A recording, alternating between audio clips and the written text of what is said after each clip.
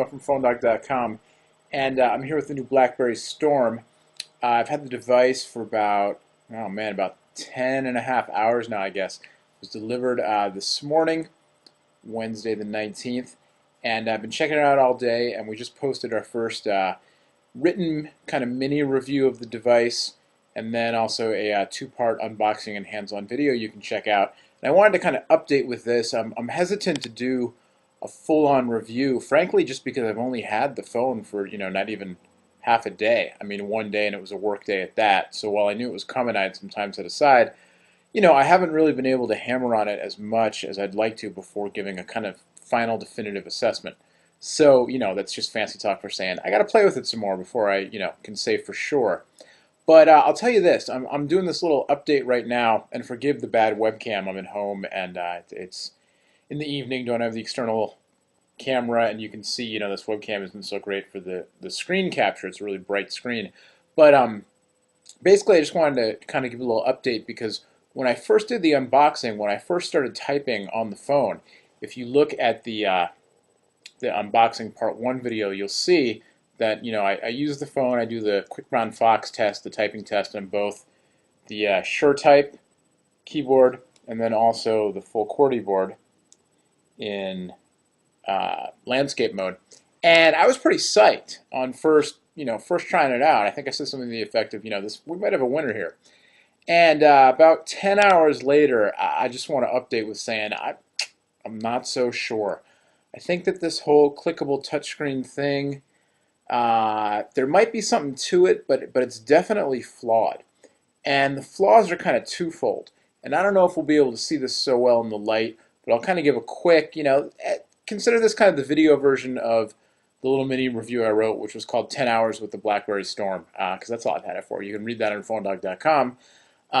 But basically, here's the deal. The device in general is pretty slick, and it works pretty well. The screen looks beautiful. It's 480 by 360. It's really rich. It's vivid. Again, it's not going to show up that well with this webcam and this lighting.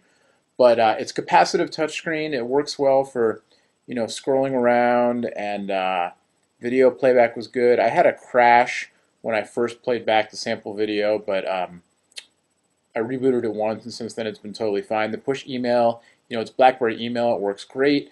The device is definitely a little bit, it's not super thin and light. A little bit bigger than an iPhone. It feels bigger, I think, because it's wider, a little bit wider, a little bit shorter. Somehow it feels just like kind of more massive than an iPhone, and it weighs quite a bit more. It weighs, I think, somewhere around 25% more than an iPhone does. But compared to other Blackberries, you'd probably be used to the size, and it's definitely pocketable. 3.2 megapixel camera on the back, video capture, autofocus, all that good stuff. Camera quality seems fine, not amazing, but video capture up to 320 by 240. VZ Navigator seems to work well. It's not a full-on touchscreen optimized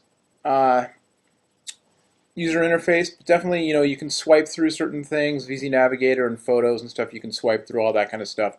I'll go into more detail in another video when I have the better camera.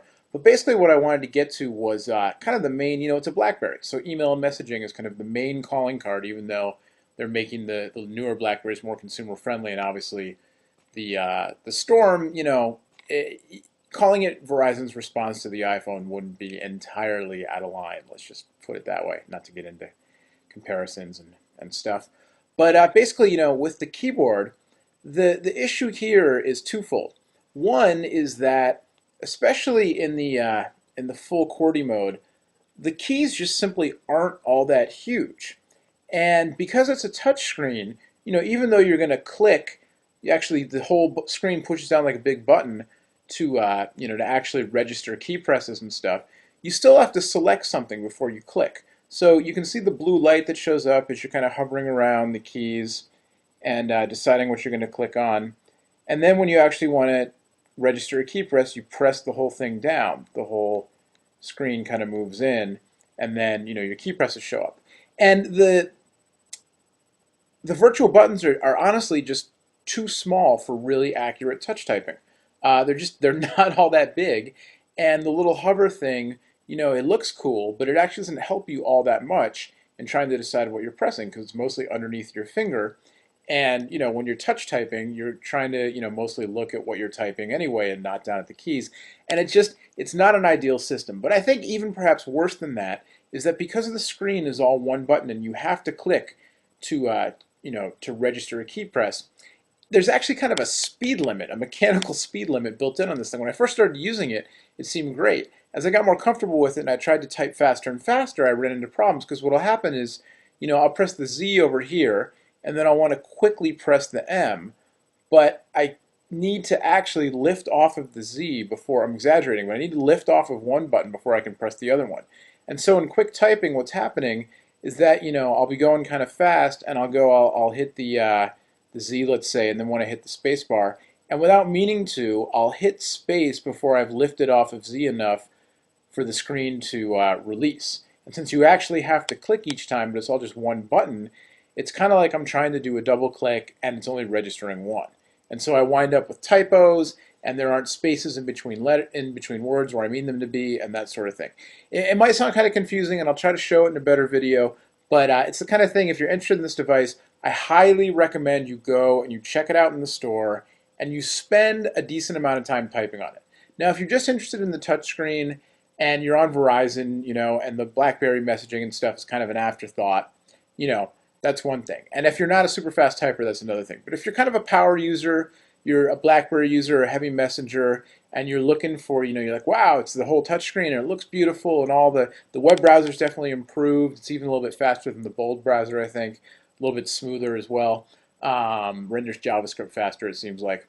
But if the keyboard and the messaging are important to you, I highly recommend you spend some time with this because it's not like typing on a full QWERTY keyboard, a physical keyboard, and it's also not like typing on another touchscreen because it's actually clicking. And while at first it's kind of cool because it feels more like button pressing, like I said, and I don't mean to repeat myself, but it's an important point.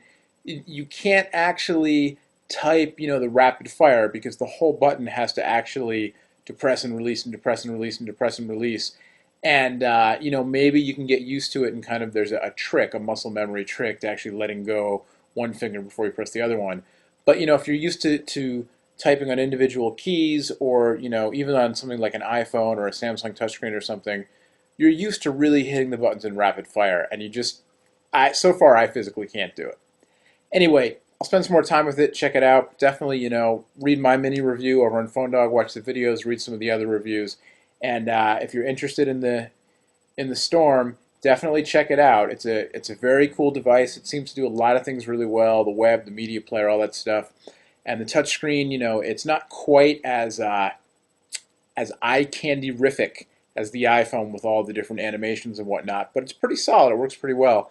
But the typing, the whole clickable touchscreen thing, also the predictive text system is not nearly as up to snuff as Apple's. And I don't mean that it's not a fanboy kind of thing. I just, the Apple system is really designed for the touchscreen and it maps out the keyboard in different zones and does a really good job of predicting the word that you meant to type based on more than just, the sequence of letters. The BlackBerry system is a little less refined and it just seems to be not quite as accurate. With the iPhone, you make a lot of typos, but the predictive text system corrects. So far, it seems like with Storm, you make a lot of typos, it doesn't correct quite as much. I actually think that typing might wind up being better in the short type mode because the buttons are just plain bigger. So anyway, definitely worth taking a look at, trying it for yourself, and we will of course have much more on PhoneDog.com. And on Thursday the 20th, we're going to do Gadget Dog Daily live, 3 p.m. Eastern, noon Pacific, www.phonedog.com/TV. I'll have the Storm on hand live. I'll be showing it to you. You can log on, chat with me, ask questions, check it out, and we'll go through it. All right? Till then, Noah from PhoneDog.com. I'm going to sleep.